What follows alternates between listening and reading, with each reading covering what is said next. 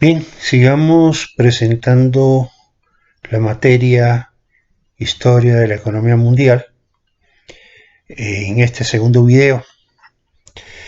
Nos habíamos quedado en los aspectos metodológicos que íbamos a utilizar en la observación de la economía y en la observación de la historia. Vamos en este video a plantearles de alguna manera ese proceso en el tiempo que vamos a analizar ya con mucho más detalle en cada clase. Habíamos dicho que íbamos a comenzar con la Edad Media. La Edad Media es una etapa de la historia muy particular. Es una etapa donde el gran imperio romano se descompone en pequeños feudos, en pequeños y grandes reinos que van perdiendo esa relación con el gran centro que representaba Roma en Occidente y que de alguna manera seguía representando a Constantinopla en el Oriente. Pero al menos en la parte europea, prácticamente la implosión política que significó la caída de Roma deja solamente un elemento que de alguna manera logra relacionar los distintos feudos, los distintos reinos en los que se dividió, en los que se fraccionó el Imperio Romano. Y esa institución es precisamente la Iglesia Católica. Alrededor del pensamiento católico, alrededor del cristianismo, que surge precisamente de ese momento en el cual Constantino toma el pensamiento cristiano y lo adapta a las condiciones del imperio y crea la iglesia oficial del imperio. En el momento que cae el imperio es precisamente esa parte de la superestructura imperial romana lo que va quedando de todo el imperio. Y es precisamente ese el elemento que de alguna manera le da unión a todas las fracciones, a todos los pedazos en los que este imperio quedó dividido. Durante la Edad Media, el control de el pensamiento católico,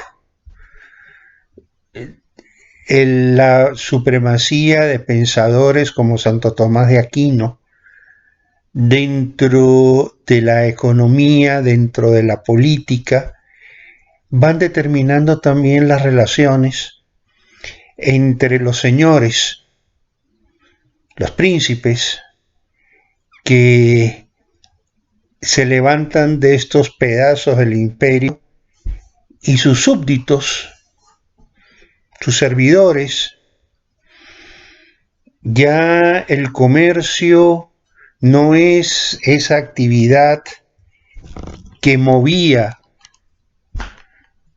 bienes de un país a otro, que movía la economía, que impulsaba la navegación, que en algún momento en la antigüedad tuvieron fenicios, por ejemplo.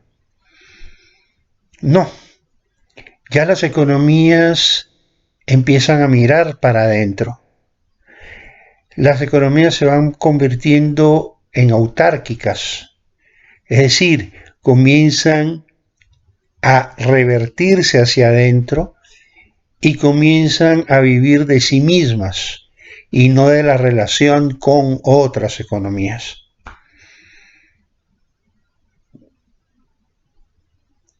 El poder se fracciona,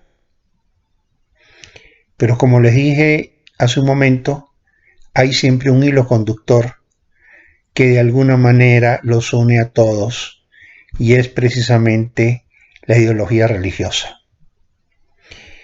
El pensamiento católico, las ideas oficiales sobre economía, sobre política, sobre el poder político y la sumisión de los súbditos al poder real, etcétera, etcétera, etcétera.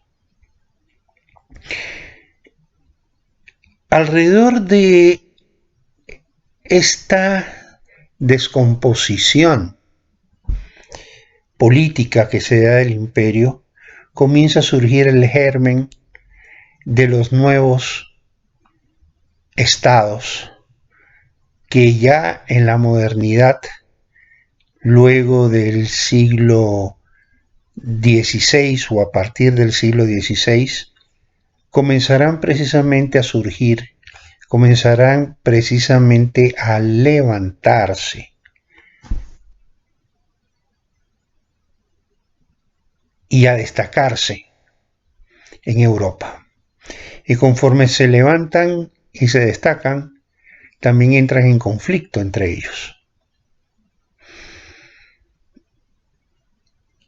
¿En qué momento termina la Edad Media y con qué fenómenos esta Edad Media llega a su fin?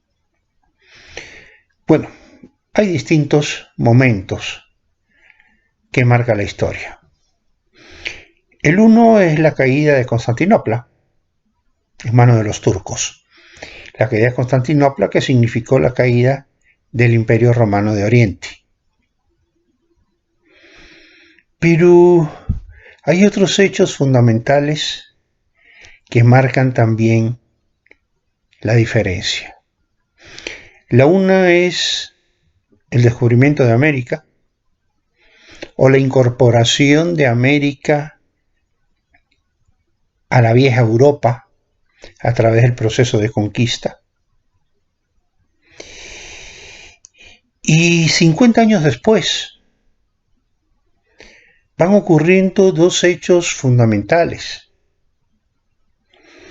El uno es el surgimiento de la imprenta. Importantísimo.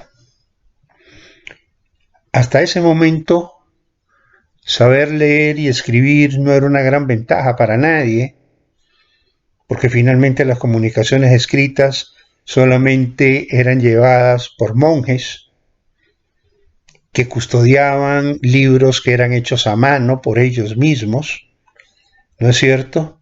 Y la comunicación escrita, pues, en realidad había toda una profesión, que era la profesión de escribano, lo que hoy llamamos notarios. En ese entonces el escribano era el que escribía lo que alguien le dictaba, ¿no es cierto? Y eso en realidad era una cualidad suprema que alguien podría tener, pero que era sumamente escasa. No habían libros, no habían periódicos, y si no hay libros y si no hay periódicos, pues tampoco hay nada que leer. Y si no hay nada que leer, pues ¿para qué aprendes a leer? Las universidades estaban manejadas básicamente por la iglesia, las universidades eran religiosas, y prácticamente en esos niveles era donde se daba el conocimiento de la lectura y la escritura. Pero a partir del descubrimiento de la imprenta, o el desarrollo de la imprenta, el panorama en el mundo cambia por completo. Ya la lectura está a la mano de cualquiera que pueda comprar un libro, pero además el conocimiento científico, las ideas filosóficas, las ideas políticas pueden ser difundidas y de hecho empiezan a ser difundidas. Entonces es cuando se da el gran salto cualitativo. En Italia se le llamó el Renacimiento. Un fenómeno parecido ocurre en Alemania.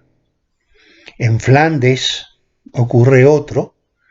En Inglaterra también se da un hecho de esa naturaleza. Comienza a surgir la ciencia, comienza a surgir el conocimiento. Y hay otro fenómeno fundamental que es el que rompe el candado y se llama la reforma religiosa.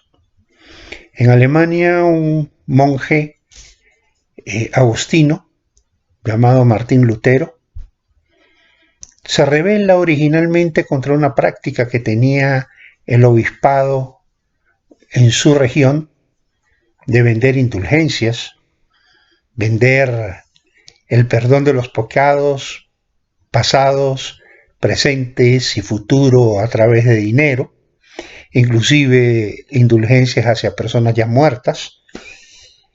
Él se rebela contra ello y ese es el principio de lo que se llamó la Reforma Protestante, que fue mucho más allá de una discusión sobre indulgencias y que trasciende al plano político.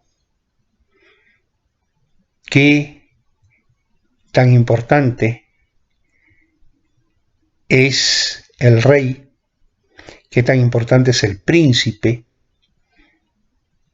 como elegido por Dios para gobernar? Porque si Dios es el que me pone al rey, pues yo cómo me lo voy a quitar de arriba. Pero si Dios no tiene nada que ver con el rey yo me lo puedo sacar de arriba. Y empezamos entonces a vivir un mundo convulsionado donde la reforma religiosa convulsiona el mundo político, convulsiona el mundo científico. Ya hombres como Galileo comienzan a manifestar su pensamiento más allá del miedo a la Inquisición o a pesar del miedo a la Inquisición de la Iglesia, ¿no es cierto? Comienza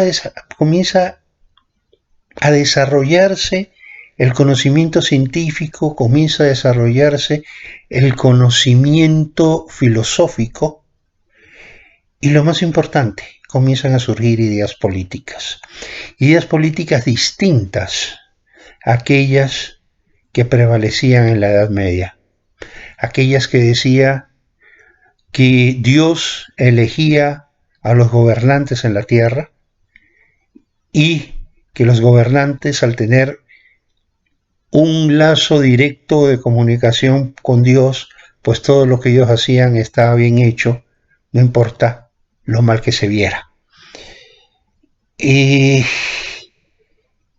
Este movimiento que se da en el siglo XVI, repito, estoy hablando de la reforma religiosa por un lado y la imprenta por otro, convulsionan toda Europa. Y es precisamente en la misma época donde los europeos llegan a América. Pero bueno, eso lo vamos a narrar en el próximo video.